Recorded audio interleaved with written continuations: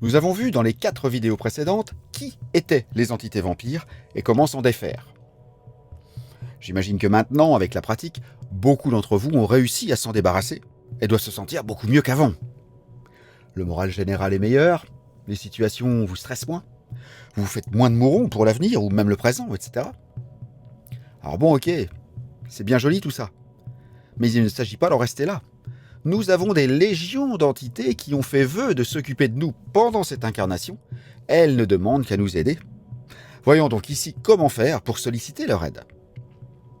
J'en ai déjà parlé dans mes vidéos précédentes, mais il y a des choses qui bloquent ce processus d'aide divine et qui malheureusement sont très répandues chez les humains.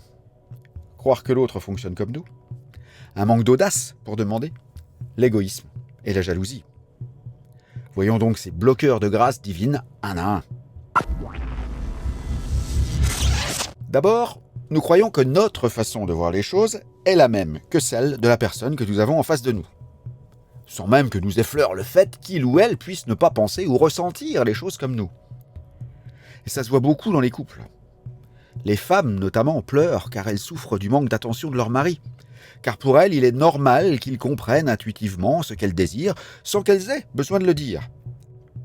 Ce qui fait que dans leur tête, s'ils ne leur donnent pas l'attention qu'elles pensent mériter, c'est qu'ils ne le veulent pas ou qu'ils s'en foutent, donc qu'ils ne les aiment pas assez. Alors que souvent, pas du tout, c'est pas du tout le cas. C'est juste qu'ils ne voient pas, c'est des hommes, ne comprennent pas que la femme désire ceci ou cela. Et pour que ça change, il suffit souvent de le dire, en face, et de s'expliquer. Et je suis sûr qu'une belle majorité de couples branlants tiendraient beaucoup plus longtemps ou se porteraient beaucoup mieux. Les hommes feraient plus attention aux besoins de leurs femmes si elles-mêmes daignaient le leur dire. Bon, je consacrerai une vidéo à ce problème d'ailleurs, qui est un vrai problème de société, vous êtes bien d'accord. Mais il n'y a pas que dans les couples, entre amis, au travail, en famille, partout. Et c'est ce qui se passe aussi là-haut, c'est à peu près la même chose là-haut. Beaucoup de gens se plaignent que Dieu ne les aime pas ou pas assez, comme le cas de notre femme d'avant, que Dieu les damne, comme disent les Alsaciens. Mais ce n'est pas le travail de Dieu de deviner ce qu'on croit qu'il nous faut. Il ne fera que ce que nous lui demanderons. Et avant de demander, il faut déjà savoir ce que l'on veut, au lieu de pester sur ce qu'on ne veut pas. Nous avons la liberté totale et le libre arbitre sur cette terre. Dieu ne se mêlera jamais de nous donner ce que nous ne demandons pas, consciemment bien sûr, mais aussi et surtout inconsciemment. D'où l'importance de demander ce que l'on veut. J'ai déjà consacré pas mal de vidéos sur les différentes façons de demander. Je ne vais pas m'étaler à nouveau ici et surtout éviter de me répéter. Mais pour faire court, ce que j'ai souvent remarqué, c'est que beaucoup de gens se plaignent qu'ils n'ont pas la vie qu'ils veulent, qu'ils sont maudits, que Dieu les déteste, etc. Mais quand on leur demande ce qu'ils veulent, ils ne le savent pas. Quand on leur fait passer le test de la fée, ils ne savent pas quoi répondre.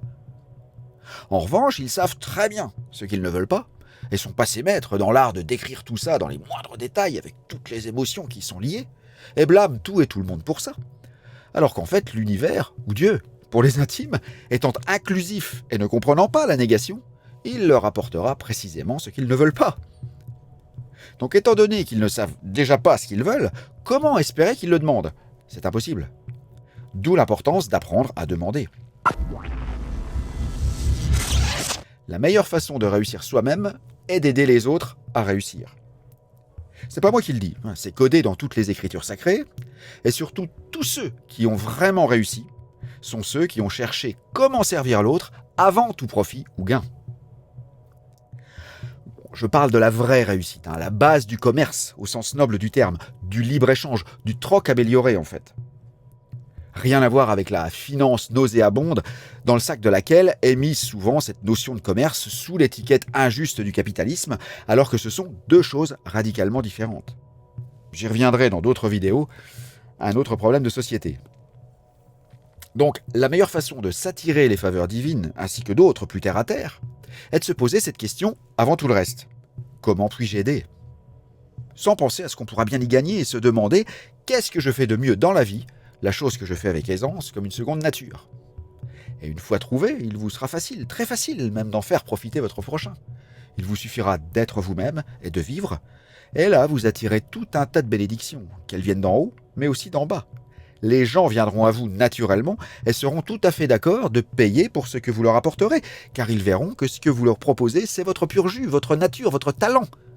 Et non pas un truc créé de toutes pièces dans le seul but d'être revendu, ou même vendu, comme c'est le cas chez beaucoup de mes pseudo-homologues qui sont dans le développement personnel juste parce qu'ils ont trouvé un bon filon, mais ça aurait pu être des couches-culottes ou, si c'était légal, du trafic d'armes, bref.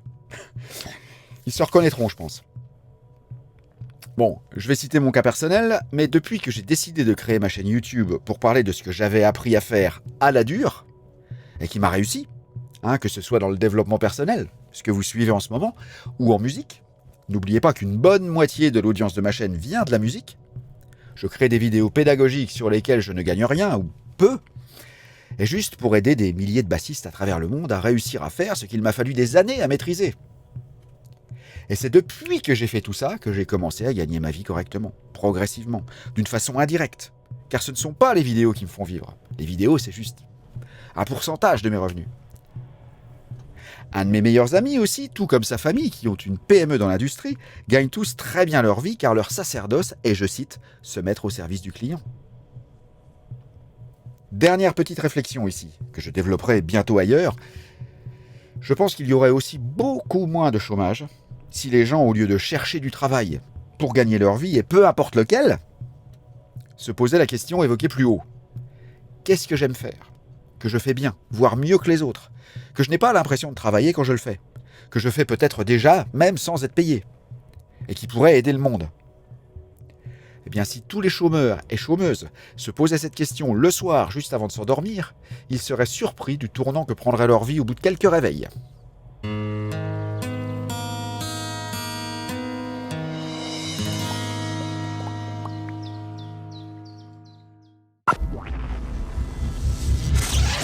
Une des choses les plus gratifiantes, et donc les plus payantes, évidemment, est de se réjouir sincèrement du succès de son prochain.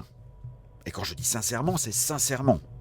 Ressentir au fond de son cœur la même joie que l'autre, pour ne pas dire plus. C'est le cas des vrais parents avec la réussite de leurs enfants ou de leurs petits-enfants, par exemple. Et chez la majorité d'entre nous, c'est peut-être la chose la plus ardue à faire. Surtout lorsqu'on voit un ami obtenir une chose que l'on désire ardemment depuis des siècles et dont nous-mêmes sommes incapables de l'avoir ne serait-ce qu'en photo. Eh bien, si vous arrivez à être vraiment heureux pour cet ami, vous attirerez toutes les faveurs possibles et imaginables, et dans un domaine qui vous ravira plus que ce que vous croyiez désirer aussi, ce que votre ami possède. Car si vous n'obtenez pas cette chose, c'est peut-être parce que c'est juste un désir de l'ego et non pas votre nature profonde. Ce que vous obtiendrez alors vous comblera pleinement, beaucoup plus que ce que vous pensiez désirer. Et on en revient ici au concept d'essence dont je parlais au chapitre précédent. Il est encore question ici de nature profonde, il n'y a que ça qui puisse vous convenir. Chaque individu sur Terre est venu au monde avec un talent qu'il est capable de maîtriser et qui, si exploité avec humanité, pourra le nourrir toute sa vie et beaucoup plus. Et comment savoir si vous vous réjouissez sincèrement de la réussite d'autrui ? Voici un petit test qui décoiffe. Imaginez qu'une heure après avoir entendu la nouvelle du succès de votre ami, vous entendiez un démenti de la part d'une source autre mais fiable. Que vous appreniez de sources sûres que ce n'est pas vrai, que l'info de son succès était en fait de l'intox. Comment vous sentez-vous ? Heureux ? Triste ? Voire en panique ? Là, je pense notamment aux nouvelles de guérison. Attention, ça se coud. Mais quel que soit le verdict, si vous êtes sincère et authentique, et que vous admettez ce que vous ressentez, même si c'est du contentement, ce qu'on appelle de l'envie, si vous vous en voulez de ressentir ça, vous êtes sur la bonne voie. C'est l'intention qui compte. Il vous reste à œuvrer maintenant sur cette jalousie et cette envie, et vous pourrez inverser la vapeur. Ma liste de lecture ici vous y aidera. Si nous avons une nature pessimiste, et que nous nous faisons du souci pour rien et pour tout, et dégageons de l'énergie, nous allons forcément attirer des bestioles qui s'en repaissent. Et une fois qu'elles auront goûté à notre énergie, elles nous replaceront dans ces situations pour que nous produisions de nouveau cette même énergie dont elles se gavent. C'est ce que nous avons vu dans les vidéos précédentes. Mais une fois la chose comprise et les entités négatives parties, il nous faut maintenant attirer de bonnes entités.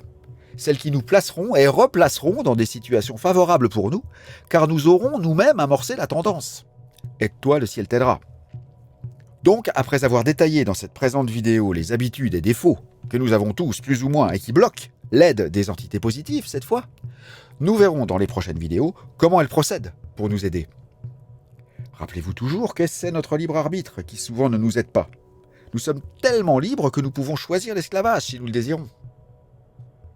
Et si vous voulez commencer maintenant à aider votre prochain, mon référencement sur YouTube, je vous encourage à me laisser un pouce vers le haut, à vous abonner en cliquant ensuite sur la petite cloche, puis sur toutes les notifications, à commenter sur vos bonnes actions, puis à partager avec tous ceux et celles que vous connaissez et à qui vous avez pensé en visionnant cette vidéo. En gros, si vous avez aimé cette vidéo, partagez-la donc avec ceux que vous aimez. Et si vous n'avez pas aimé cette vidéo, partagez-la donc avec ceux que vous n'aimez pas. Je vous propose également d'aller visiter ma boutique en ligne où je profite de mes talents de musicien dont j'ai parlé avant pour élaborer moi-même de A à Z des programmes audio, des méditations guidées, pour vous aider à aller vers ce mieux-être et cet altruisme indispensable pour attirer toutes sortes de grâces dans votre vie. Ces programmes vous aideront à dialoguer avec votre enfant intérieur, votre petit Unihipili, tellement malmené au fil de toutes nos vies, à restaurer et garder votre estime de soi, à maîtriser la loi d'attraction en utilisant votre sommeil et vos siestes à bon escient, à retrouver et garder votre poids idéal en 12 semaines d'audio, et également à vous débarrasser en tout amour des entités qui vous volent votre énergie. Vous y trouverez aussi mes ouvrages, entre autres, sur le Ho'oponopono, la loi d'attraction, et les deux mélangés, l'ouvrage que j'ai appelé Loi d'attraction et Ho'oponopono, et qui cible justement envie et jalousie, ces deux ennemis du bonheur. Je vous souhaite la grâce.